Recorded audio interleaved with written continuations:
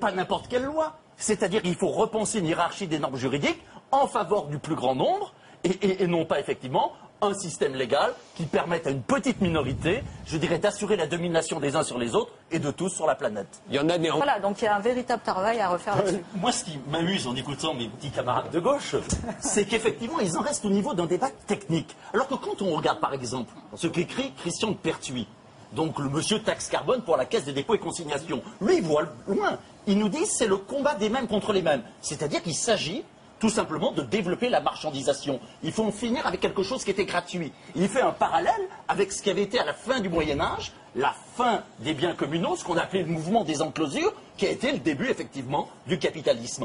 Et je dirais que cette taxe carbone, c'était comment rendre marchand ce qui, jusqu'à présent, était effectivement gratuit. Je suis d'accord, mais on ne change pas un comportement comme ça. Donc, généralement, on utilise... Soyons un peu plus simples et concrets. Le but, c'est simplement que quand les gens prennent leur voiture pour aller faire un voyage sur autoroute, pour finir, ça leur coûte plus cher que prendre le train. Donc ça implique deux choses. C'est que l'essence coûte un peu plus cher et le train moins cher, pour que finalement, on pollue un peu moins. Bon, soyons concrets et simples. C'est environnementale aux plus pauvres, comme ils payent déjà la crise sociale. Non, mais tout dépend comment on le fait. Tout dépend comment on le fait. C'est comme les péages urbains à Londres ou à Stockholm. Ça permet de vider les rues des voitures des plus pauvres pour que les riches puissent rouler plus vite. C'est-à-dire qu'on ne pourra pas effectivement résoudre la crise environnementale si en même temps des trains qui marchent pas trop cher, etc. En même temps, on ne résout pas la crise sociale. Et puis surtout, c'était pas la hauteur des enjeux. Ah non, je dirais que défendre leur copie qui était vraiment lamentable.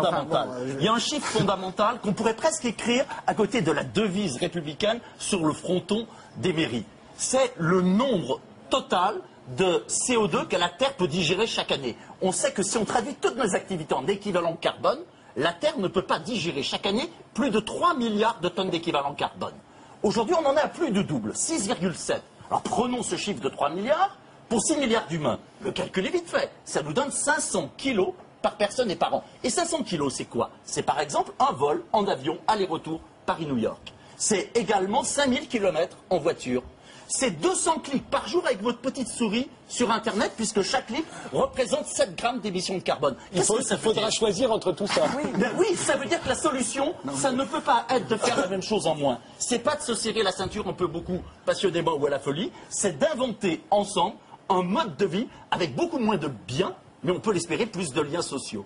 Et permettant effectivement une vie bonne, mais je pense qu'à la Madeleine, mais bien sûr, pas du tout d'accord. À la Madeleine. Ce qui me semble important, c'est justement de dire qu'il n'y a pas d'union sacrée possible pour sauver la planète. Il y aura des gagnants et des perdants. La question étant de savoir qui. Vous parliez de pulsion, car c'est le progrès technologique qui va nous faire des énergies renouvelables.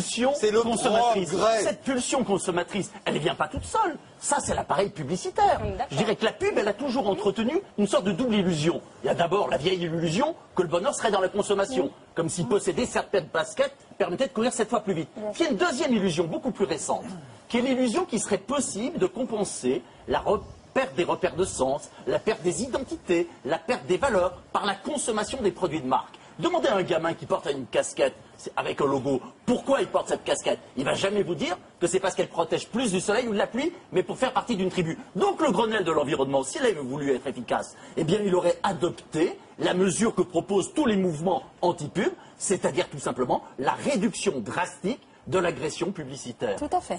Mais il y a même un troisième point, c'est la pub qui vend l'idée de liberté parce qu'on consomme. C'est encore pire. Nicolas, le problème, c'est de mettre une incitation pour que ce soit pas bien demain. Pensez qu'aujourd'hui, l'agriculture américaine consomme 20 fois plus de calories qu'elle en apporte.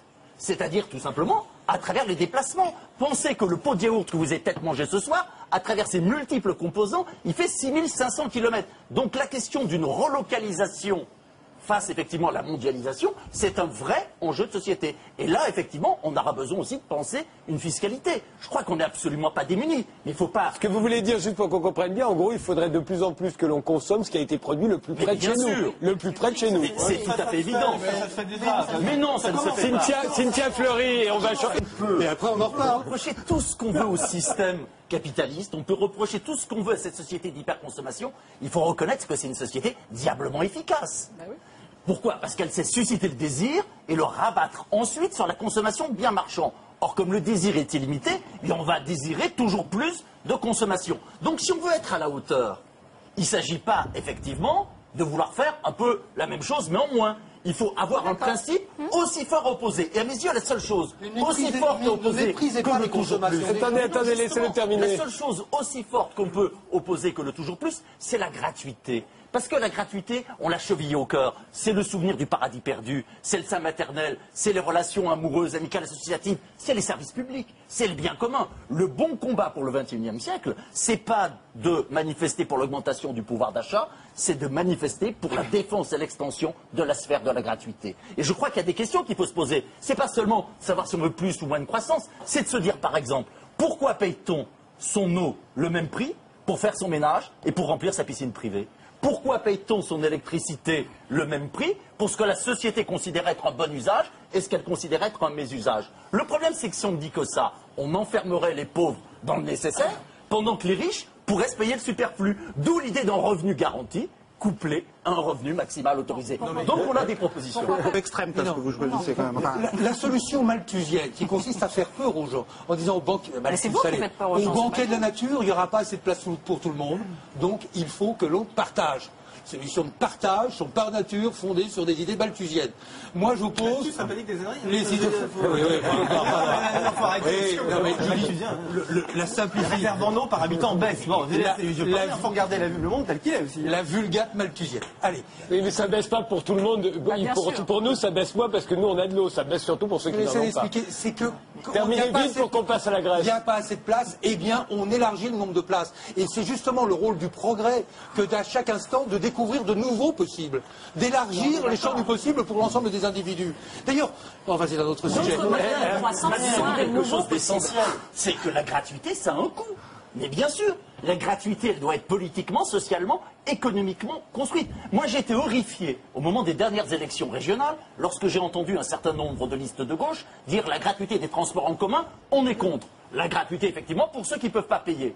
Oui, mais si on tient ce discours pour les transports en commun, pourquoi ne pas le tenir pour la santé ou pas le tenir pour l'école? Ce qui est beau dans l'école, justement, c'est qu'on ne demande pas aux gamins si c'est un gosse de riche ou un gosse de pauvre. C'est pas à moi que vous allez dire ça. Moi, je développe des... Paul, je crois qu'effectivement, on a colmaté. Puisque cette affaire grecque, c'est à la fois le symbole de l'échec de l'Europe que l'on a actuellement, c'est aussi l'échec de la financiarisation de l'économie mondiale.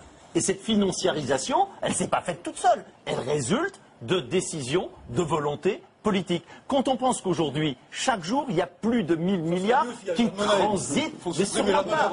Mais il faut effectivement que le pouvoir politique retrouve la mainmise sur la monnaie. C'est-à-dire qu'il est évident,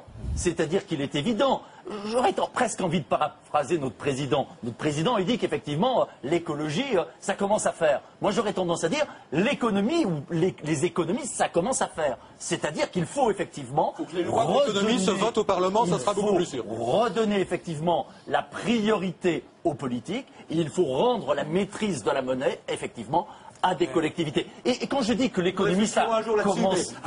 Les lois de l'économie, elles ne se votent pas au Parlement. Mais ce qui peut se voter au Parlement, ce sont des régulations. Effectivement, c'est-à-dire la règle du jeu. Et au-delà, on voit très bien que cette société qui fonctionne toute à l'économie, elle nous conduit dans l'espace. Moi, j'aimerais qu'effectivement, on développe d'autres dimensions de nos personnalités. Pensons à ce qu'a été la place de la poésie dans la Résistance. Pensons au fait que les compagnons d'armes du commandant Massoud se récitaient des poèmes le soir. Le jour où, effectivement, les économistes ne seront plus aux manettes de la planète, mais simplement, je dirais, de ce qu'est l'économie réelle et non pas de l'économie casino, eh bien, on pourra retrouver... Mais les Grecs peuvent réciter des poèmes, ça ne va pas régler leurs problèmes. Cynthia Fleury. Ça leur permettra